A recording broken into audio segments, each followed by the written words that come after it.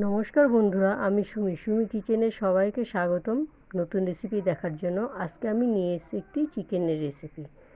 সম্পূর্ণ বাটা মশলায় একটি চিকেন কষার রেসিপি নিয়ে হাজির হয়েছি। রেসিপিটা কিন্তু খুব সহজভাবে আমি এখানে বানিয়ে দেখিয়েছি। তো এখানে আমি নিয়ে নিয়েছি 1 কিলো 250 গ্রাম দেশি মুরগির মাংসটাকে ভালো করে ধুয়ে পরিষ্কার করে নিয়ে নিয়েছি। আর সঙ্গে লাগছে এখানে বাটা মশলা, আদা বাটা, রসুন বাটা, কাঁচা লঙ্কা বাটা ও জিরে বাটা। এটা সম্পূর্ণ মশলাগুলোকে আমি বেটে নিয়েছি। আর সঙ্গে লাগছে পেঁয়াজ। এখানে আমি 300 গ্রাম মতন পেঁয়াজ কুচিয়ে নিয়েছি। আর এইদিকে আমি এখানে 250 গ্রাম আলু ছোটো করে কেটে ভালো করে সফট করে ভেজে নিয়েছি। তো এবার মুরগির মাংসটাকে আমি ম্যারিনেট করব।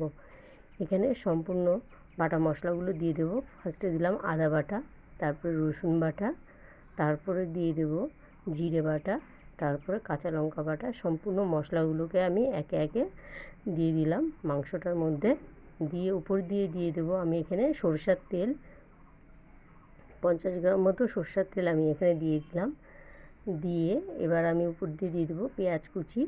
এখানে যে পেঁয়াজটা আমি নিয়েছিলাম তার থেকে অর্ধেক পেঁয়াজ এখানে ব্যবহার করবো, আর অর্ধেকটা আমি রেখে দেবো পরে দেওয়ার জন্য। তো এখানে দিয়ে দিলাম লবণ পরিমাণ মতন।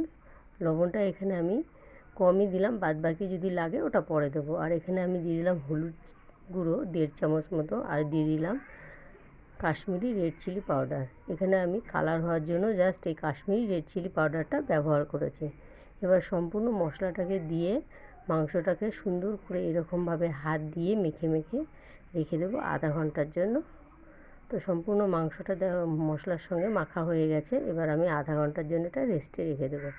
আর এদিকে আমি কড়াই বসিয়ে দিয়েছি গ্যাসের ওপর। কড়াইটা গরম হয়ে গেলে ওর মধ্যে দিয়ে দেবো সর্ষের তেল। এখানে আমি 150 গ্রাম মতো সর্ষের তেল দিয়ে দিলাম। তেলটা গরম হয়ে গেলে পরে ওর মধ্যে আমি ফোড়নে দেবো একটা শুকনো লঙ্কা, আর দিয়ে দেবো আমি এখানে গোটা জিরে, আর দিয়ে দেবো লবঙ্গ, এলাচ ও দারচিনি। এগুলো আমি ফোড়নে এখানে ব্যবহার করব। ছোটো এলাচ, লং ও দারচিনি আর গোটা জিরে, শুকনো লঙ্কা, এটা ফোড়নে আমি দিয়ে দিলাম। আর দিয়ে দিলাম একটা তেজপাতা মাঝখান দিয়ে চিড়ে 2 টুকরো করে। ফোড়নটা দিয়ে একটু নাড়াচাড়া করে ওর মধ্যে আমি দিয়ে দিলাম বাদবাকি পেঁয়াজগুলো। পেঁয়াজটা আমি কিছুটা দিয়েছিলাম মাংসটা ম্যারিনেট করার সময়, আর কিছুটা আমি তেলের মধ্যে দিয়ে দিলাম। এখানে অর্ধেকটা ম্যারিনেট করেছি দিয়ে, আর অর্ধেকটা আমি তেলের মধ্যে দিয়ে ফ্রাই করে নেব। এদিকে আধা ঘন্টা পরে দেখো মাংসটা খুব সুন্দর করে একদম, আর এদিকে মশলাটাও কিন্তু পেঁয়াজটা লাল লাল হয়ে গেছে। এবার এই পর্যায়ে আমি ম্যারিনেট করা মাংসগুলো দিয়ে দেবো। পেঁয়াজের উপরে যে ফোড়নটা ছিল একদম পেঁয়াজগুলো ভেজে ভেজে লাল লাল করে নিলাম, উপরে ম্যারিনেট করা মাংসগুলো দিয়ে দিলাম। এবার চিকেনটা দিয়ে ভালো করে কষিয়ে নেব আমি এখানে, যতক্ষণ না এটা সফট হয়ে এবং মশলাগুলো মিশে যাবে এবং এক্সট্রা তেল ছাড়বে। আর চিকেন থেকে যে জলটা বেরোবে এই জলটা দিয়ে সম্পূর্ণ মাংসটা কষিয়ে নেব আমি। তো দেখো চিকেন থেকে কিন্তু অনেকটা জল বেরিয়ে গেছে। আর 10 থেকে 15 মিনিট পরে আমি এটা তোমাদের দেখাচ্ছি। সুন্দর করে কিন্তু প্রায় কষানো হয়ে এসছে। আরও কিছুক্ষণ পরে আমি এটা তোমাদের দেখাবো। তো আবারও 15 মিনিট পরে ফিরে আসলাম। তো দেখো মশলা থেকে কিন্তু একটা এক্সট্রা অয়েল ছেড়ে দিয়েছে। এই পর্যায়ে বোঝা যাবে যে মাংসটা কিন্তু কষানো হয়ে গেছে প্রায়। আর মাংসটা কষানো হয়ে গেলে পরে এর উপর দিয়ে দেবো আমি এখানে টমেটো কুচি। এখানে আমি একটা মিডিয়াম সাইজের টমেটো নেব, নিয়ে কুচি করে দিয়ে দেবো। তো দেখো সুন্দরভাবে কিন্তু কষিয়ে নিয়েছি চিকেনটা। আর এখানে আমি এবার টমেটোটা দিয়ে দিচ্ছি। টমেটোটা দিয়ে আমি এখানে আরও 5 মিনিট কষিয়ে নেব মাংসটার সঙ্গে, যেন টমেটো একদম সফট হয়ে যায়। আর কিন্তু পুরো গ্রেভিটার কালারই কিন্তু চেঞ্জ হয়ে যাবে।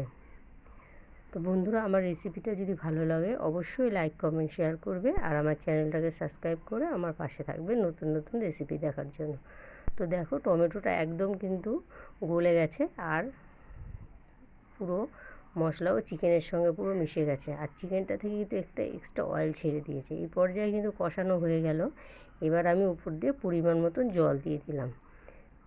জল দিয়ে একটু নেড়ে চেড়ে মশলাগুলোর সঙ্গে চিকেনটা আর জলটার সঙ্গে ভালো করে নেড়ে চেড়ে মিশিয়ে নেব। নেওয়া হয়ে গেলে পরে এবার আমি উপর দিয়ে দেবো ভেজে রাখা আলুগুলো। আলুগুলো কিন্তু প্রথম থেকেই আমার একদম সফট করে ভেজে রাখা ছিল, এর জন্য এক্সট্রা করে আর কষানোর প্রয়োজন হলো না। তো আলুগুলো দিয়ে একটু নেড়ে চেড়ে নেব, নিয়ে ফুটিয়ে নেব, নিলেই রেডি হয়ে যাবে লাল লাল চিকেন কষা। দেখো রেসিপিটা কিন্তু আমি সম্পূর্ণ বাটা মশলায় বানিয়েছি, আর দেখতে কিন্তু হয়েছে অসাধারণ, খেতে কিন্তু হয়েছিল আরও সুন্দর। তো এখানে আমি আরেকটু লবণ দিয়ে দিলাম, 1 চামচ মতন। লবণটা কিন্তু দেখে স্বাদ অনুসারে দিতে হবে। দিয়ে একটু মিশিয়ে নেব, নিয়ে আমি এবার এটা 5 মিনিটের জন্য হাই ফ্লেমে ফুটতে দেবো। টকবক করে ফুটে এলে পরে একটু নেড়ে চেড়ে দেবো, দিয়ে ফুটিয়ে নিয়ে উপর দিয়ে কিন্তু সেই স্পেশাল মশলাটা দিয়ে দেবো, গরম মশলা। এটা আমাদের হোমমেড গরম মশলা। সুন্দর করে উপর দিয়ে আধা চামচ গরম মশলা পাউডার ছড়িয়ে দিয়ে গরম গরম ভাতের সঙ্গে পরিবেশন করব দেশি মুরগির কষা।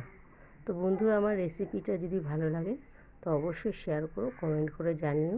আর রেসিপিটা দেখার আগে কিন্তু অবশ্যই একটা লাইক দিয়ে দেখো। আর যদি কোনো নতুন বন্ধু হয়ে থাকো তো ফুল ওয়াচ করে বেল আইকন প্রেস করে দিও, অল নোটিফিকেশান অন করে দিও, নতুন রেসিপি ছাড়লেই তোমাদের কাছে পৌঁছে যাবে। তো দেখো গরম মশলার গুঁড়োটা কিন্তু দিয়ে দিলাম, দিয়ে একটু নেড়ে চেড়ে চিকেনটার সঙ্গে মিশিয়ে দিলাম। মিশিয়ে দিয়ে এবার আমি একটা পাত্রে চিকেন কষাটা নামিয়ে নেব। তো কেমন লাগলো আমার এই দেশি মুরগির দেশি চিকেন কষাটা? তো দেখো একটা পাত্রে নামিয়ে নিয়েছি। এটা ভাত, রুটি, পরোটা যেটার সঙ্গে খাবে না কিন্তু অসাধারণ লাগে খেতে। আর আমার রেসিপিটা যদি ভালো লাগে অবশ্যই সাবস্ক্রাইব করো। আর আমার রেসিপিটা দেখার জন্য সুমি কিচেনের পক্ষ থেকে সবাইকে ধন্যবাদ।